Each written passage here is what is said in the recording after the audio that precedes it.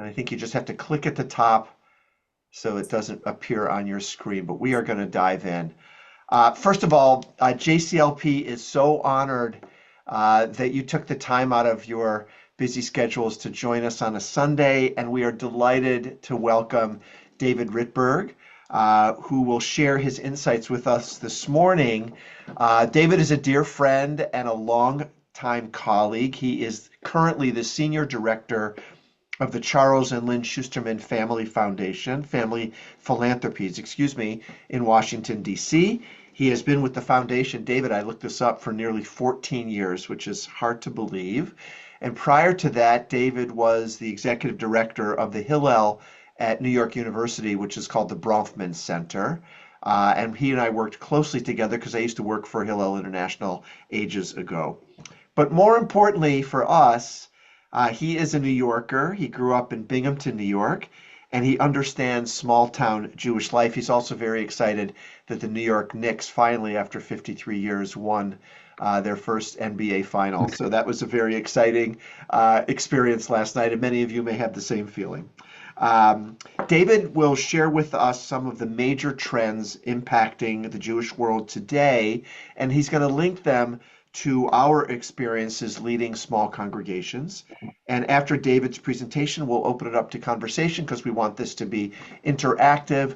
We budgeted 90 minutes. I think we're going to be done closer to noon, if not a little bit before. And before we do that, let's just go around and just quickly introduce yourselves. This is the listing, so I'm going to tell you in this order. Just say who you are, what role you play, and the synagogue you are a part of and where it's located, if you would. So in this order, we'll start with Daniel, and then David Schulman, Terry, Barb, Joan, Phyllis, and Regina. Okay, in that order, so do the best you can. So we'll start, go ahead, Daniel. Good morning. I'm Daniel Mink. I've been president of Congregation Havarah in Buffalo for about 3 years. And it's a very interesting, wild ride so far. Terrific. Terrific. David Schulman. Hi there, I'm Dave Schulman, and president at Temple B'nai Israel in Olean, New York.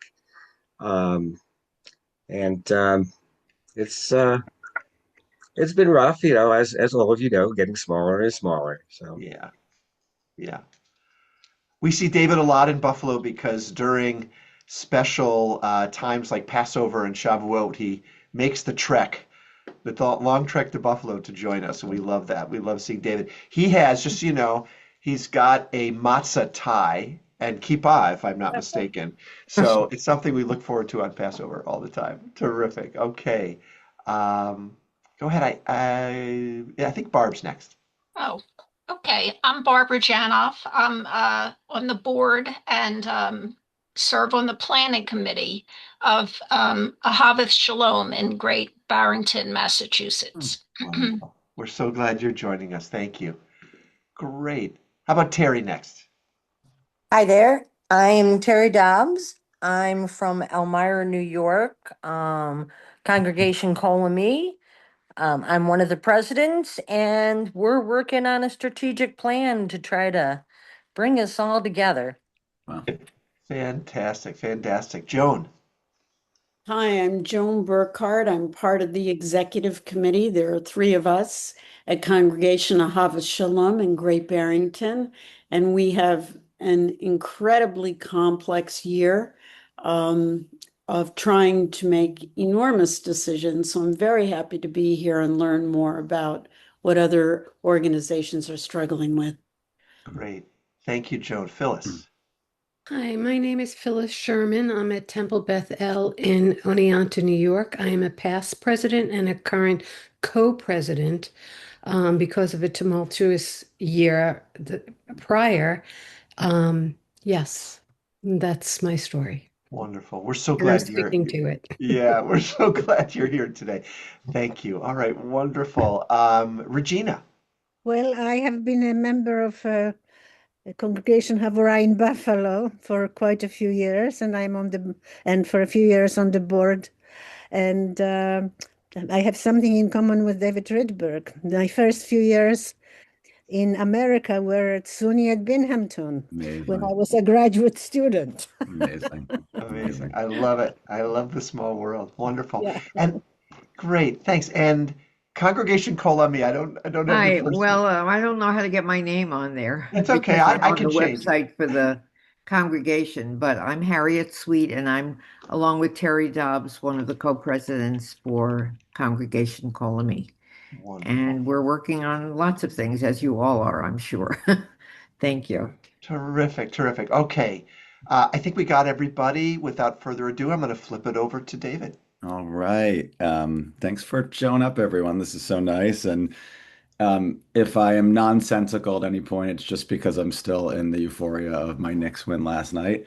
I want to say Rob Goldberg undersold our connection because Rob actually met me when I was in college and then knew me in the very early parts of my career. And this was not exactly what I envisioned myself doing with my life. I didn't even know this was a career path, but it was people like Rob, and in some cases, Rob in particular, that was a kind of model. I said, I want to be like that guy. And so it's true, Rob. And it's cool to be here now. So, okay, I'm gonna walk through some trends that I see. By the way, some people might agree with the trends, some people might not. I'm gonna stay at a pretty high level. And maybe in the discussion, we'll talk about how these are playing out in your synagogues or how they're not playing out in your synagogues because of the unique places that you all are. I'm going to share a little bit about myself so you can understand sort of where my perspectives come from. So Rob said I grew up in Binghamton. I am a proud upstate New Yorker. I come from a family very deeply committed to Judaism and Israel and Klal Yisrael. My grandparents were partisans. They were resistance fighters during the Holocaust with the Belsky Brigades, a very famous partisan brigade. And my Zaidi was just, there was just a little thing written about him on Facebook, and it spoke about he had gained experience in explosives, and he's credited for blowing up 19 Nazi trains, interrupting the Nazi transport on the way up to Russia. So I grew up in this world with these like incredible Jewish heroes and stories in resistance. My mother was a Yiddish professor. Rob, I don't know if you know this. My mother was also very instrumental in bringing Hillel to Binghamton. Regina, your alma mater. And so it sort of makes sense. I guess I ended up in the Jewish world, but it's not exactly where I saw myself going. And I had this wonderful career working for Hillel and now for the Schusterman family. And I feel really blessed to do what I do. And I feel extra blessed to do what I do at this very unique moment in American Jewish history. I can't imagine doing anything else or directing my energy towards anything else. I want to share a little bit about the Schustermans because I think it also gives a sense of the frame by which I share the trends I'm going to share. So the Schustermans are a family from Tulsa, Oklahoma, who have dedicated the bulk of their considerable wealth to philanthropy and largely to Jewish philanthropy and to Israel. Lynn Schusterman was the first philanthropist, the first Jewish philanthropist to sign the Buffett Gates Giving Pledge. And if you ever want to be inspired to give Jewishly or to inspire others to give Jewishly, I really encourage you to read her letter on the Buffett Gates Giving Pledge. It's incredibly inspiring. For 40 years, around 40 years, we were incorporated in 1987. The foundation's vision has been rooted in the belief that young adults with deep connections to the Jewish people in Israel can build and sustain thriving and joyful Jewish communities that contribute to a better world. For most of our history, our work was focused on teens, college students, and young adults, but we have broadened it. It still is, but we've broadened it in a number of ways. We work in politics now, so elected officials and people that work with elected officials are part of our constituency, and we work with influentials and influencers in other sectors as well. And look, the Schustermans have had, I'm very proud to say, they've had, I think, a very significant impact on American Jewish life. Chances are you or your children or your grandchildren have benefited from their philanthropy perhaps without realizing it. And in the last number of years, we've grown from just a Jewish philanthropy to sort of an American philanthropy. We now work in lots of areas in secular society. We operate significant giving areas in abortion access, criminal justice reform, public education in America, and voting and democracy.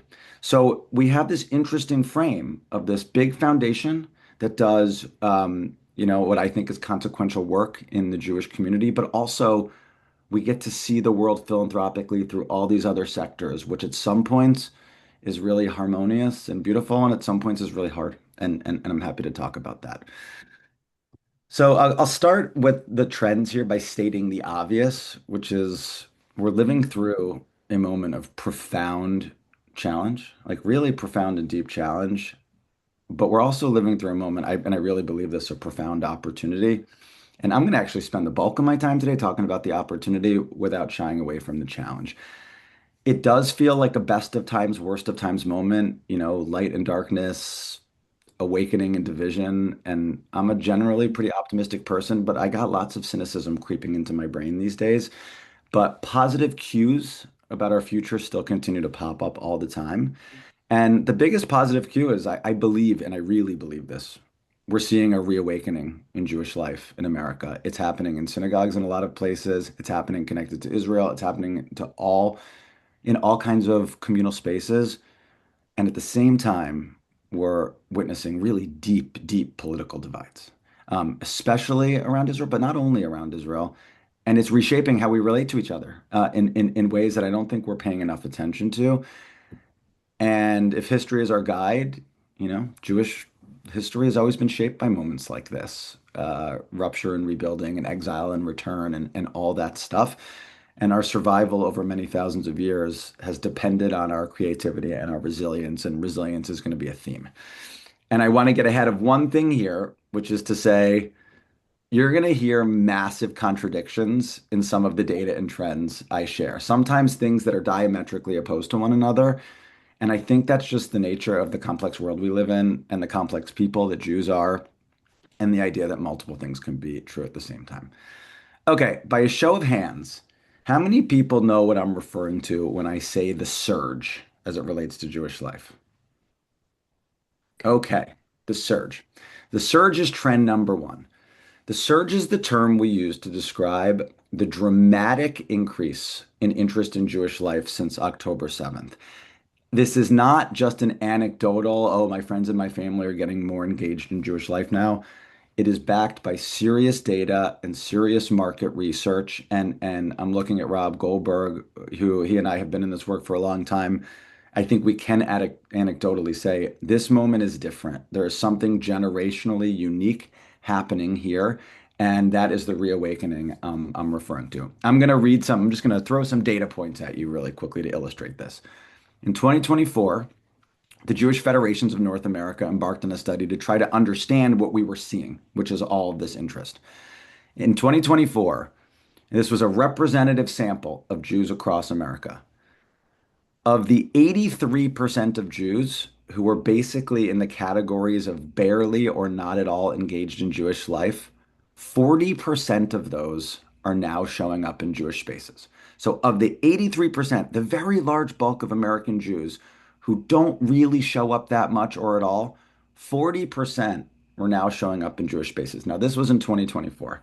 This group is equal to 30% of all Jewish adults, and it's nearly double the number of those who identify as deeply engaged. So the group of people who were newly showing up in Jewish life is far bigger than the group that was already showing up in Jewish life. It's really fascinating. And JF&A redid that study, like, I don't know, maybe 8 months ago. And the headline is the surge is still happening. It has been durable in a lot of ways. It has changed, but it's been durable. It's so fascinating because the surge didn't hit one particular community um, in such a different way than any other. And by that, I mean the trend has cut across age, gender, geography, race, ethnicity, political affiliation. It's truly being felt everywhere. And I think this is true in a lot of synagogues. And I'll be interested to hear from you all later if this is true for you. So I pulled some data around synagogues or things that I've read.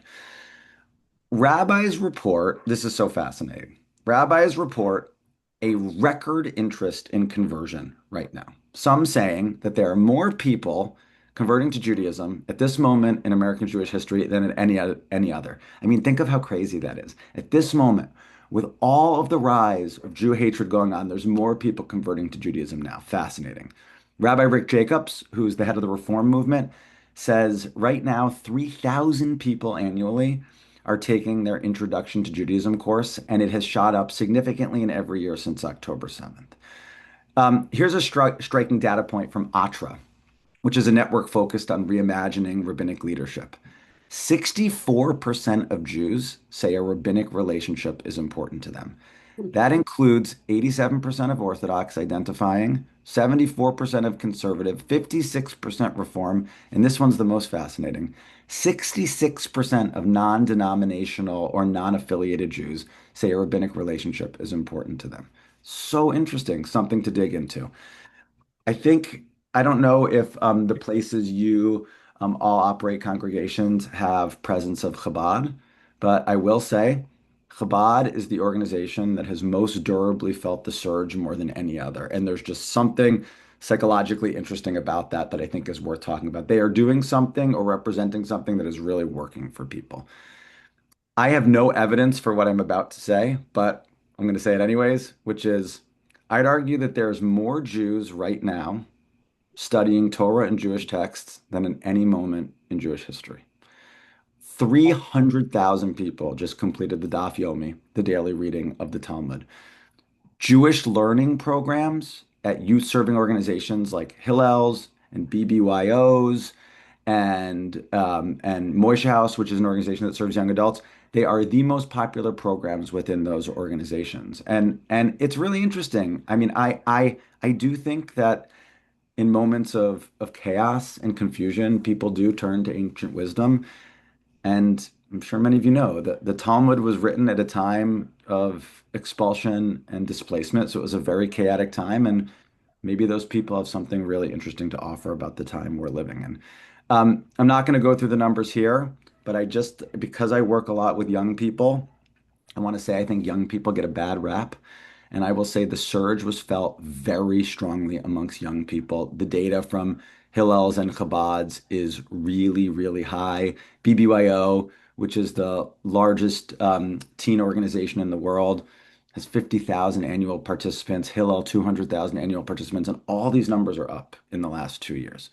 I want to talk about our diversity too. We all know on this call the Jews are a diverse people, but I want to bring it into what young Jews look like because I think it's really important to know. Hillel International just did a piece of market research to understand who Jewish college students are. And even me, who has worked in this world for so long, I find this so striking. 25% of Jewish college students identify as non-white. 25%. Now, I think a lot of that is people that look like me that just don't identify themselves as white necessarily, but still the number of Jews who have different skin tones than I, as the younger we get, the bigger that number gets. Nearly 25% identify as LGBTQ plus. This next data point I find to be really fascinating. Rob, you're going to love this. 1 in 5 college students Jewish college students attend two-year colleges. 1 in 5. I imagine for most of us, if we close our eyes and imagined a Jewish college student, we actually don't think of them at a community college. We think of them at a University of Michigan or whatever.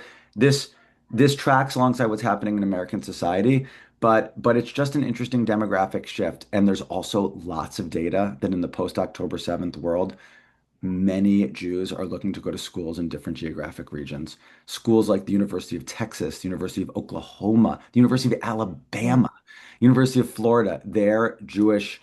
The people that are trying to get into those schools, it's up significantly. And schools like Columbia and Harvard and others, their enrollment from day schools is significantly down. I want to say something important about the surge, and I'll get to the next trend. Because the surge is a post-October 7th dynamic, I think that it's easy to assign it to anti-Semitism, right? Anti-Semitism popped, so people turned inward. And I just personally completely reject that narrative. It's certainly a part of it, but I think it's a big mistake to assign the surge to anti-Semitism fully. There's something else going on here. I don't think 300,000 people show up on the National Mall after October 7th just because of anti-Semitism. I don't think organizations I like the ones that you all chair or lead, their attendance is up just because of anti-Semitism. I think there's something about unity going on. There's something about the feeling of seeing people whether it's them wearing their yellow ribbons or their bring the hostages home bracelets. There's something connecting to it. There's something, and it's a complicated word, there's something tribal about it. And I think this these camaraderie and connection is really driving some of this dynamic. I want to say something about the movement to bring the hostages home because I think it's one that also we should study. I think the movement to bring the hostages home, and thank God we got as many home alive as we did. I think it's been the most powerful and unifying social movement that the Jews have been a part of since the Free Soviet Jewry movement. And I will tell you, because I had the immense privilege of being engaged in it, those people would not be home if it wasn't for the volunteers that woke up every day and made it their mission to do everything they can to raise awareness, to lobby their elected officials, etc. It's a really beautiful story. Um, and what do we so okay, so this is the surge. And now it's like, what do we do with the surge? We know that all these people are showing up. The people that are surging are engaging in Jewish life in three primary ways. One, they want to spend time with Jewish friends. So they're building their Jewish social network. They are showing up to programs in synagogues like yours or in JCCs or local Jewish organizations, or they're participating in Jewish spaces online, especially social media and WhatsApp groups. And this is like community organizing 101. But 77% of Jews feel most welcome at Jewish events when they know someone attending. It is that simple. Knowing someone is far more powerful than putting on an amazing program, right? You could have the best speaker in the world. People are unlikely to come unless they feel comfortable and have a personal connection when they show up. 51% are more likely to attend if they're personally invited. And 42% want to see themselves reflected in the people that show up. Those are really important. It's really simple, it's really obvious, but those are really important data points right there. It's about inviting people, building relationships, and making sure that the diversity of the community is reflected in the constituency who shows up. Okay. I'm going to go now to trend number two, but hold trend number one in your brain. That curiosity about Jewish life is at the highest it's been. Trend number two is the anti-Semitism trend. And my argument here is that anti-Semitism has completely reshaped American Jewish life as we know it. It is no longer a background concern. It is a defining force in American Jewish life. It's affecting how we show up, how we express our identity, how we feel safe in doing so. And it's happening across generations and geographies and sectors. You've probably heard a bunch of this data, but I'm going to whip through it, and it's startling data. Recent Hillel study found 1 in 3 Jewish students have been hiding their Jewish identity following October 7th. 1 in 3 hiding their Jewish identity. 61% of college students feel less safe on campus. In multiple studies, anywhere between 40 and 60% of Jewish students report being afraid to publicly identify as Jewish. So they're not wearing a t-shirt with Hebrew lettering on it. They're tucking in their necklace and putting it underneath. They're not associating with Jewish organizations in some ways because they're afraid of how it's going to tag them. And this, of course, stating the obvious, is completely unacceptable. And what I want to spend time focusing on is not the data about all the anti-Semitism. It's big, it's growing, it's global, it's terrible. I could spend this whole time talking about how every week a new synagogue around the world is set on fire. But what I think we should talk about in a group like this is the kind of behavioral change it's forcing us into. And I'll use my own self as to illustrate what I mean. My kids go to the Jewish day school and my wife works at the Jewish day school. Every day I drop my kids off at school. There have to be cop cars out front. For the kids to get in the school, they have to go through a security vestibule. And the school has had 2 security incidents in the last 8 months. This is in suburban DC where I live. I do that. I take my kid to swimming lessons at the JCC. Same deal. I go to synagogue on in the morning, there's armed guards outside. Like that's all happening really fast. And I think what that means is that now when you walk into a Jewish space, you expect many people expect some version of security. And when they walk into a Jewish space and it's not there, they wonder, oh, should I be here? Is this safe? Like imagine going to the airport and there being no TSA whatsoever. You might think, well, this is more convenient. You might Mhm. think, well, some of those security measures are silly, but you definitely would go, I don't know, is this okay? There's no security at the airport. I think that's a lot of what Jews experience. I have, so I operate my team at Schusterman, and I have a number of women on my team who have Jewishly identifiable names, like Aviva and Adina. They have all changed on their Uber or Lyft app their names because they don't want to get into a car with stranger and have it be clear that they're Jewish, right? I don't know how if your synagogues do it this way, but most events in Jewish life now, the location of the event is not necessarily disclosed until a few days before. You sign up for an event, they say we're not going to send the information out, and they send it out just a day before, but only if you've registered because it's a security risk if they do.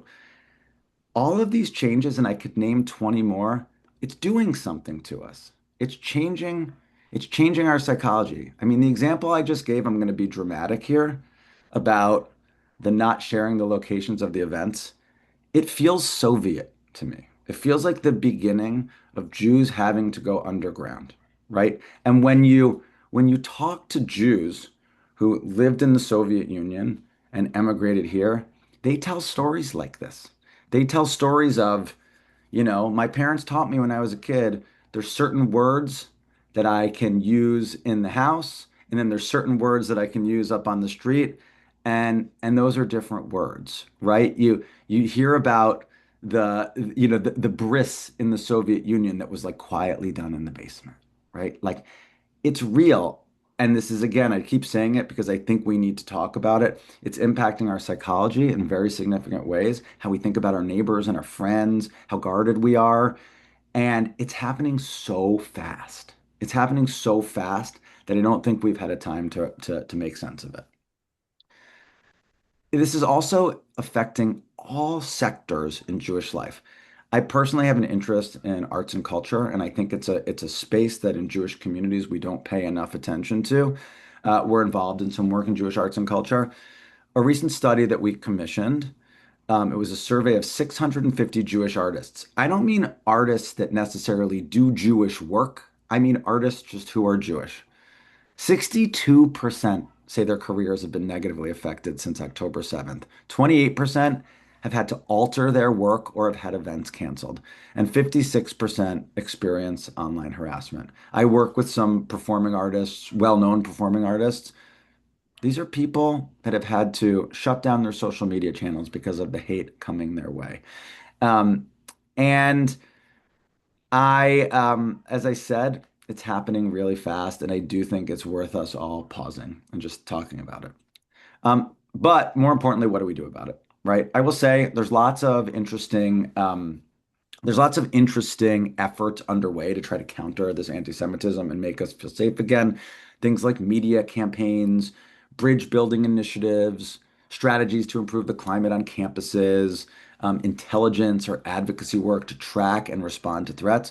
There's some really interesting and important stuff out there. The Schusterman Family Philanthropies is involved in a number of them, but, and this is not going to surprise you, here's the hard truth. There's no real empirical evidence that this is having a positive impact. In fact, the problems are getting worse in a lot of ways. So I think we need to move differently, and I want to posit that we need to move away from this reaction thing to resilience, to community building. And recently, this is really interesting, actually, I was asked to speak at a conference about building resilience in the face of anti-Semitism. So I started doing some research. And I found a study, an NIH study, and we'll play a game in the chat here. There's an NIH study about resilience, and it was actually in the face of climate disasters, of how communities build resilience. What do you think, but maybe people can throw a word in the chat. What do they think? What do you think is the most important evidence-based tool for building resilience? What do people have to do to build resilience? What worked in these places ravaged by climate disasters? A couple people throw some words into the chat.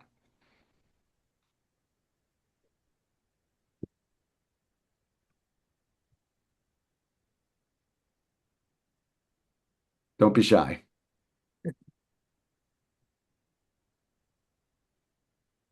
Okay. People are being shy.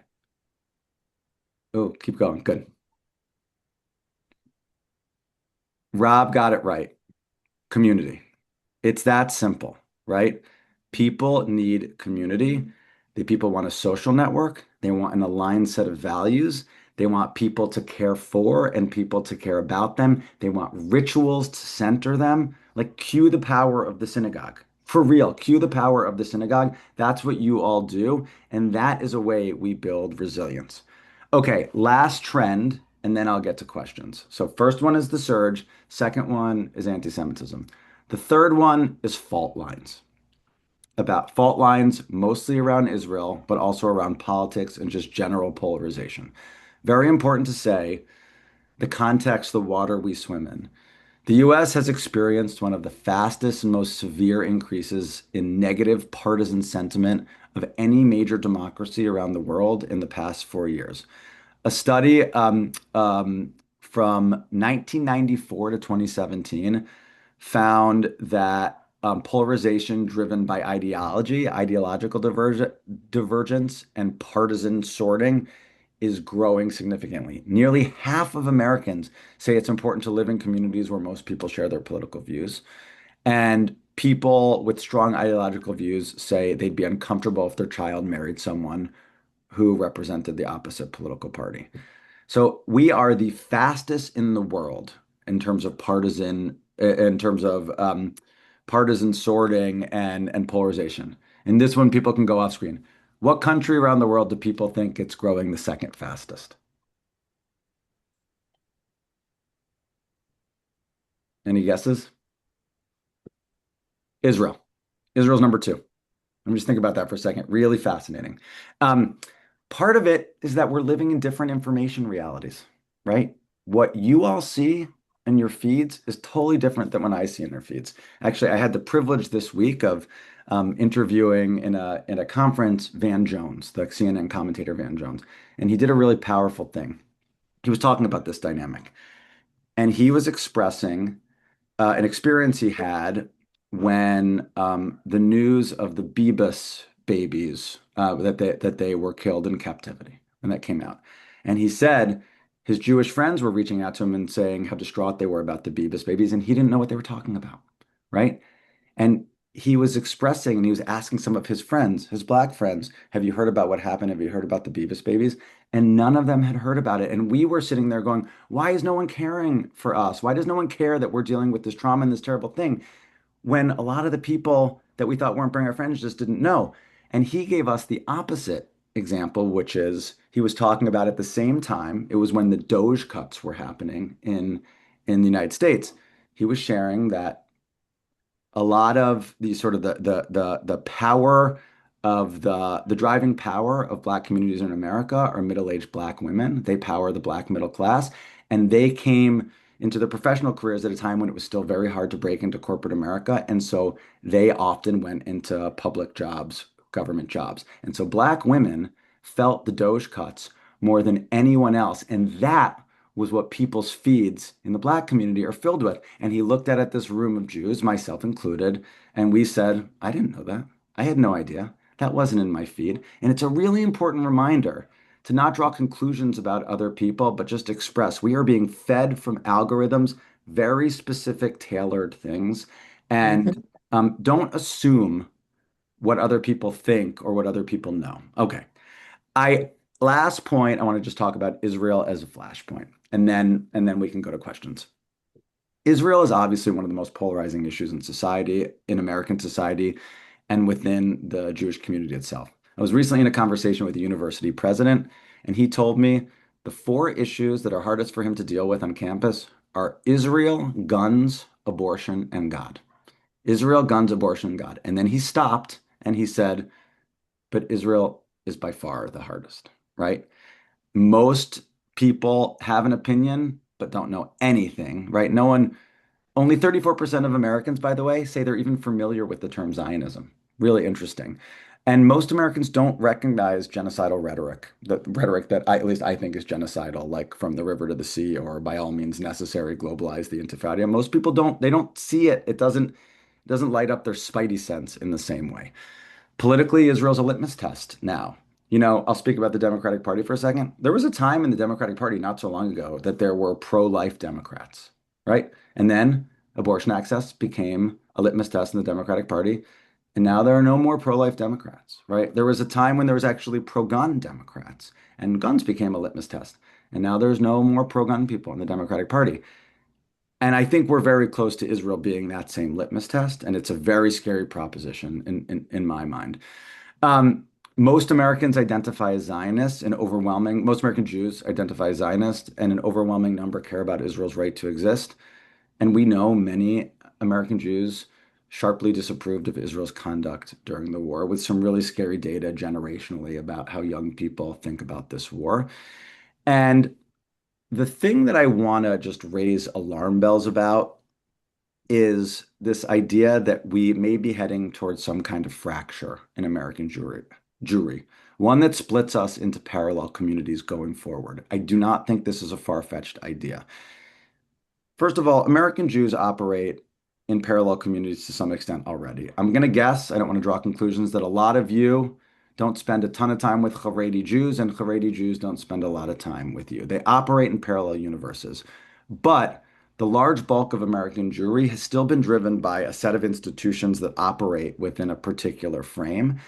And it is not far-fetched to assume, because of this split on Israel, that 20 years down the road, we could operate two parallel communities. One that sees Israel as central to Jewish identity or a big part of their Jewish identity and communal life, and another that sees Israel as peripheral or even problematic and builds Jewish life in opposition to that view. And I'm talking about, we're already seeing it, anti-Zionist synagogues, camps defining themselves as anti-Zionist. Like, we could imagine a whole shadow world. It would probably be a smaller one, where Jews like build their communities in opposition to Israel. It's something I hope doesn't happen, but it's not a far-fetched idea. I don't think it's inevitable.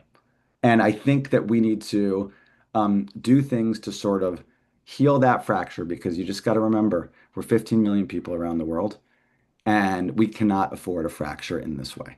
So I want to talk about that, because just like combating anti-Semitism, it is very clear to me community is the antidote to ensuring that that fracture doesn't happen. And it is also the opportunity to dig into the surge. So what's the answer? How do we seize on the opportunity of the surge? Community. How do we build resilience in the face of growing anti-Semitism and how it's impacting our psychology? Community. And lastly, how do we ensure that we stay some version of together as American Jews? The answer is community. And if we don't lean into that, outside forces are going to tear us apart. So be a relationship builder. That's my headline. David, thank you so much. Really illuminating and jarring and revealing all at the same time, and we appreciate your time. So, friends, in the next 20 minutes, let's open it up. If you have questions, just unmute yourself, ask of David, and we'll engage in conversation. Floor is yours. Daniel, you want to begin? Sure.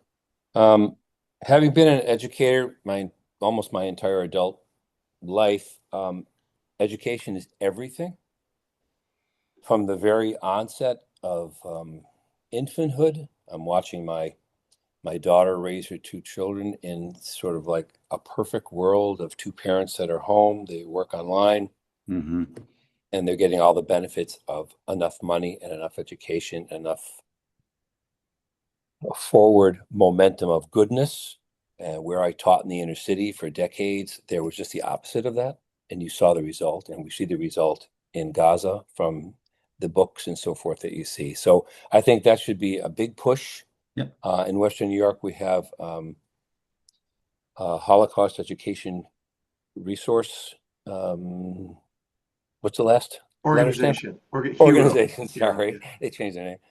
And they go out and they educate a lot of young people in the schools, which I think is a very important thing.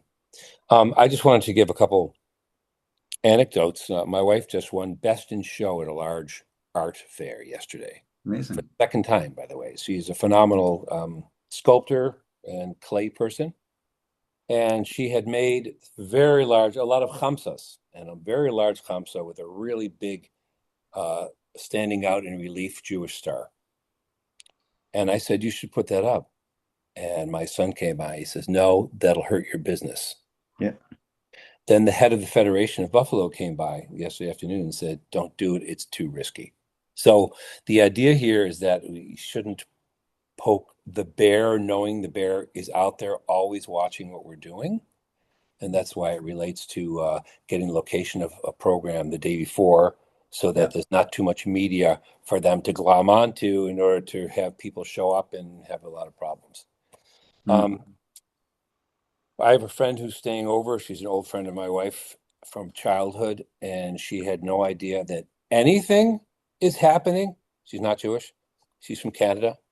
She didn't know anything about anti-Semitism. My Facebook feed is inundating me with all the things that are happening all the time, which can give you kind of a dark trajectory.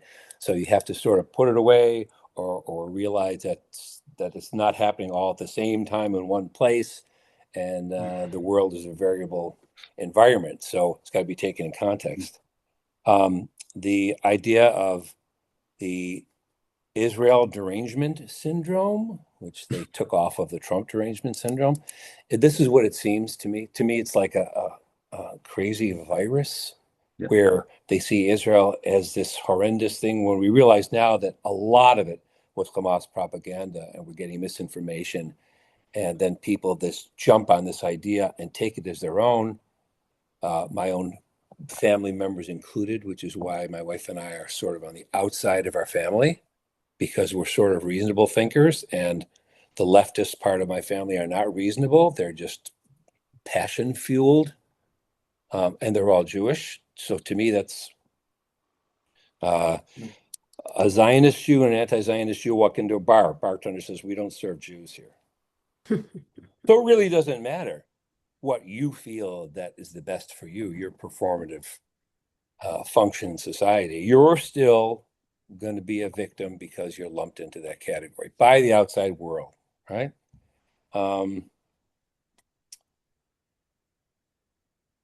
Yeah. Thanks. So Yeah. I don't deal with young people in our synagogue at all. We're all 80 and 90s and things. So it's a whole different sort of aspect to look at. But that's sort of my reaction to what you said. So thank you very much. Thanks, Daniel. Thank you. Others? Go ahead, to Regina. continue, Regina, then Phyllis. To continue after the president of Havurah in Buffalo. Indeed, we are a shrinking, group of people, and mostly elderly. But we all have, children, and not all, but many of us have children and grandchildren. And I have to admit that this fear, the advice I would like to give my granddaughter, who is starting university studies this fall, would be to be brave, etc. But I don't dare, because I am afraid that she may be attacked, and she may be, naive in terms of, because she went to a Jewish school, etc. And in any case, I think that my generation is no longer the wise elders. We are technologically behind many of our children and grandchildren, etc. And that's why I think that having some young people on campuses who will instill some, courage and pride in Jewishness is essential. Regina, I think that I actually think one of the nicest surprises I've seen in the last 2.5 years is how some of our young people have stood up with bravery and courage, and while being somewhat unpopular in certain contexts on campus. I mean, this generation of young people who have chosen to be Jewish activists, whether about Jewish causes or Israel, They know how to handle an argument. They have grown thick skin, and they know how to be strong in their own values. That's number one. I want to say that. Like, there's really amazing stories. The other thing too, and Daniel, it goes a little bit back to your education. It is true. I don't want to sugarcoat it. The generational differences on the Israel question are quite significant, right? They're quite significant. But there's also really interesting data that I don't think we should ignore, right? We fund an organization called Boundless, which does a lot of data and polling on Jewish life. There's a poll, I'm going to get the number wrong, but it was something like 82% of young Jews, and I think the poll was from 18 to 26, want to increase their knowledge about Israel. They like there is a thirst and a curiosity to learn about Jewish life in Israel. And we just need to find the right messengers to give them that, and both so that the people that they can respond to educationally, number one. And Regina, I think we also need to give them models of people who they look up to, who express that courageousness, but do it with smarts. And again, as I told you, I started my graduate studies at Binghamton in the fall of '68, Hmm. and about, I think, almost close to 90% of the students were Jewish, New Yorker Jews who came because it Yeah. was a reputable and Yeah. university. And no one, I was displaying my Jewish identity without any fear or anxiety. So what's going on campuses now is shocking to me, Yeah. Ri- frankly. Ri- And at that time, also, the students demanded they wanted classes in Yiddish, and they were installed, and all kinds of, attempts to Well, yeah. enlarge their Yeah. knowledge of Jewish culture. Yeah. Yeah. Regina, where's your granddaughter going to school? Well, my granddaughter got accepted to several universities, but she was raised as an Orthodox girl and decided to postpone that and go to Jerusalem to a seminary for Okay, Right. Orthodox girls. Yeah. good. Beautiful. Well, when she starts her secular education, she will certainly seek out Hillel or Chabad, and she'll Yeah. have that kind of comfort. Phyllis. Yes, so I have read that certain on certain college campuses, Hillel has been discontinued because of many of the Jews in Hillel are, free Palestine, and are exhibiting these Mm. um, ideas about Israel. And I wanted to know if if Hillel is doing anything to counteract that. Well, that's a great question. There aren't Hillels that have been discontinued, but there's been attacks on Hillels actually in the pre-October 7th times in the old world. Um, and just recently there was a story at the New School, which in downtown Manhattan, where the student senate of the university tried to basically cancel Hillel, tried to kick it off of campus because, of its like support for terrorist, whatever, like whatever the language is. And Hill International, with a very strong hand and a very strong voice, fought back against it and won. There have not been any examples of Hillels having to close. And there have been examples of students trying to raise challenges inside Hillel because they don't think Hillel represents them as it relates to their guidelines around Israel. I have my perspective is a little different. Feels like I actually think Hillels have been very, not all of them because it's a big network, but very strong and clear in their commitment to the Jewish people in Israel over the last number of years. But it is true that there are students, Jewish students on campus who are buying a different narrative. It represents an incredibly complex challenge for these organizations. Like when I talk to the CEOs of organizations like Hillel, their biggest challenge, their biggest question is how big to draw the tent of who is like of who to like let in. Now, of course, any student who wants to come to a Shabbat dinner is invited to a Shabbat dinner, but how you actually define what your values are and what activity or organizations are kosher or not, it's a very complex challenge. And the tent poles that worked 2 years ago don't work in the same way now. It's very tricky. Yeah, Phyllis, it's always been a challenge in the years that I worked for Hillel International, Yeah. 15 years. There are the campuses that are led by very liberal Hillel directors, because Hillel would attract oftentimes Yep. those rabbis, in particular, who did not want pulpit work, who were somewhat ambivalent around Israel. And they would go to places like Tufts and Harvard and those kinds of campus environments. Brown, I went to Brown. So, as a good example of a place that really has challenges because of the liberal environment. But then, as David said, if you go to University of Alabama or University of Florida or University of Georgia or Texas, you're stunned by the number of Jews who go there and openly celebrate. We have a friend who led the University of Kansas for 15 years. There was never one moment where there was Yeah. any anti-Semitic issue or anti-Israel issue. If anything, it was just the opposite. It was all the Christian kids loved to talk about Israel, loved to go to the Israel celebration and have falafel. So we have to be careful with the information that we get in our feeds or what we hear, Yeah. particularly in New York State, particularly on the East Coast, because it's a little skewed. Would you agree Yeah. with And that, David?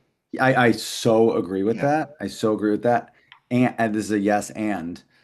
Like going back to the Van Jones story I shared, like young Jews, right? We know they spend their digital natives like everyone else in their generation, and they interface with the world through their phones.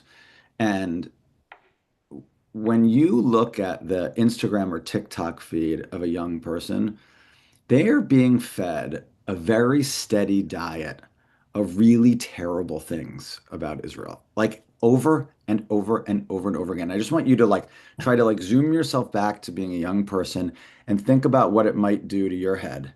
Some of the images are real, some of the images are not real, some of them are 5 years old, whatever, but still, it is over and over again horrific things in Gaza and the West Bank.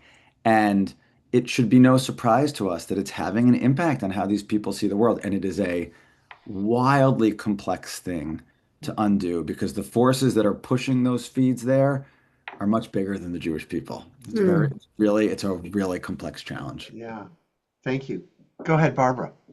I'm interested in hearing from others how their congregations are handling this fault line that you're talking about. I mean, are the opinions spoken out loud? I mean, we're talking about Jewish people sort of hiding their Jewishness to the outside world, but what about in the congregations? We don't really talk about our opinions on Israel. Hmm. We have other ways of community building, but that is not one that we go near. And I'd like to hear other people's experiences. Thank you, Barbara. Great question. Phyllis, go ahead. So we live in a very diverse community. When I grew up, everybody was who was Jewish was a Democrat, and things have, of course, changed in the last 20, 25 years. But so we're a diverse community politically, and we chose way back not to discuss politics of any kind, including Israel, other than what our cantor, we have a cantor, not a rabbi, might say, in, positive things. So that's how, and we concentrate on community. In fact, many of our members are not religious at all. It's not about religion, it's about community. Anybody else? I, Any reflections for I'd Barbara? have to agree. Um, Dan, yeah. no. Yeah, I have to agree with what you just said that as far as community goes, because certainly in our congregation, we have some political fault lines. And I think from the beginning that it was discovered that that was the case, we just, I mean, it wasn't like we had a formal declaration of let's not talk about it. We just, for the most part, don't. There are a couple people that may bring up things here and there, but it doesn't, okay, it's your opinion, we let it go. But there are a couple things we just don't talk about. Israel is it's not something that comes up a lot either. Hmm. We may talk about it, but not that much. Um, but as far as the fault lines you talked about, they're there, but good or bad, we try to not pay attention because there are other things that we do have in common, and we try to Yeah. concentrate. So Yeah. Thank you, David. Can I Dan? just, can I just respond to that? It's really Yeah. interesting, and sorry, Danielle, I see you're jumping in. Uh, and you all know your congregation, so this don't take this as anything other than just a response. I think the thing to just be aware of is the data is very clear that people are thirsty for conversations about this because the news is filled with this every day. We're in the headlines all the time. And one of the things that people want and need are like spaces where they can feel comfortable actually discussing, engaging with others. And you can be sure that there's not many places where they're finding those spaces because of what's finding out. So the synagogue represents an interesting opportunity. And I recognize, though, it's a very fine line to dance. And I think it takes a very deft clergy person or professional to be able to hold those conversations, but it is doable. Thank you, Dave. I was, I was just Daniel, going go to say ahead. that our new set of revised, updated bylaws has the first page is founding principles and philosophy of our congregation. And it says it's a Jewish community that responds to the continuing needs of its members for a personal and meaningful religious experience. Our congregation is committed to many things. One of them says affirmation of the right of the state of Israel to exist and prosper, fulfilling a vision that promotes full civil, human, and religious rights for all of its inhabitants, and that strives for a lasting peace between Israel and its neighbors. So I sort of lean on the organization's principles to reinforce the fact that we're in a closed society. If you don't think that way and you're not basing your belief on the state of Israel and Zionism to exist, you really don't fit. I was at a school where the first day, the opening meeting, the principal said, "This is how I'm going to do things. If you don't want to do it that way, the door is right there, and now's your time to walk out." So if there's any kind of conflagration, any kind of political discussion that gets heated, it doesn't belong in our congregation. There are people that touch it, they poke it, and I kind of refer back to this as no, this is our general principle. Everybody has their own idea and level, but you have to have some sort of guideline. Otherwise, it's just a free for all. Good point. Any other thoughts or comments as we sort of reach the top of the hour? David, thank you. Thank you for, first of all, really, we're so grateful that you all took the time to Yeah. join us, and we're grateful for David for carving out time on a Sunday to share his reflections. You're wise beyond your years. You're very thoughtful. You've got tremendous information that we would not have obtained otherwise. So we're grateful for your time. So, friends, I will share this recording with our full listserv. You will all get a copy tomorrow morning. You are free to share it with your community as well, because I think just hearing David's presentation might be very illuminating for lots of folks. So with that, thank you. All have a great day. Shavua Tov, and be well. And thank you for all you do for the Jewish community. Thank you, everyone. It's Thank you. beautiful to Thank spend time you. with you. Hello, thank Regina. you. Thank you. Bye. Bye bye.